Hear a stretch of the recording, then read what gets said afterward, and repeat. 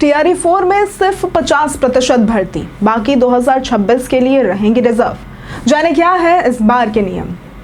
बिहार के सरकारी स्कूलों में शिक्षक बनने का सपना देख रहे अभ्यर्थियों के लिए एक अहम खबर सामने आई है। शिक्षा विभाग ने इस बार होने वाली शिक्षक भर्ती प्रक्रिया को लेकर बड़ा फैसला लिया है। जानकारी के मुताबिक 2026 में होने वाली विद्यालय अध्यापक नियुक्ति परीक्षा यानी कि टीआरई 5 के लिए कुल रिक्तियों में से आधी सीटें अभी से ही रिजर्व रखी जाएंगी, यानी कि इस साल होने वाले टीआरई 4 में सिर्फ कुल पदों की आधी संख्या पर ही बहाली होगी। इस निर्णय का सीधा मतलब ये है कि अगर राज्य में कुल 1 लाख पद खाली हैं तो टीआरई 4 में केवल 50,000 पदों पर भर्ती होगी और बाकी के 50,000 पदों को टीआरई 5 के लिए सुरक्षित रखा जाएगा।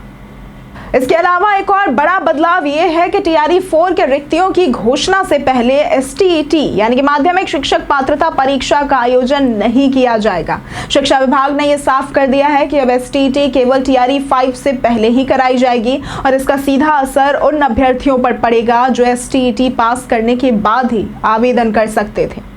शिक्षा विभाग ने टीआरई 4 की तैयारियां तेज कर दी है। सभी जिलों से कक्षा 1 से लेकर कक्षा 12 तक के शिक्षकों के रिक्त पदों की विस्तृत रिपोर्ट मांगी गई है। जिलों से रिपोर्ट आने के बाद इन रिक्तियों का रोस्टर क्लियरेंस किया जाएगा ताकि भर्ती प्रक्रिया में कोई भी कानूनी या तकनीकी अड़चन न आ पाए।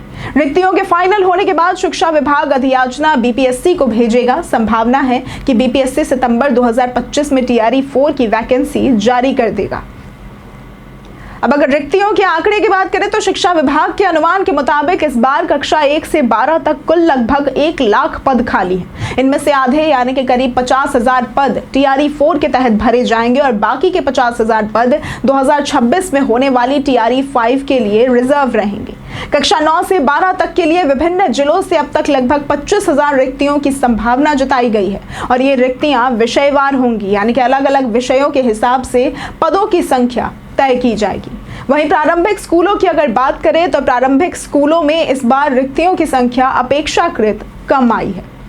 अब अगर वर्तमान स्थिति की बात करें तो जिलों से रिपोर्ट जो सामने आई है उसमें सभी जिलों से पदों का पूरा डेटा एकत्र किया जा रहा है। रोस्टर क्लियरेंस की अगर बात करें तो पदों की अंतिम स्वीकृति के लिए रोस्टर साफ किया जाएगा। अधियाचना बीपीएससी को, शिक्षा विभाग बीपीएससी को भर्ती की अधियाचना भेजेगा और उसके बाद उम्मीद है कि सितंबर में बीपीएससी आधिकारिक नोटिफिकेशन जारी करेगा। अगर परीक्षा और चयन की बात करें तो नोटिफिकेशन के बाद आवेदन प्रक्रिया, परीक्षा और फिर चयन होगा।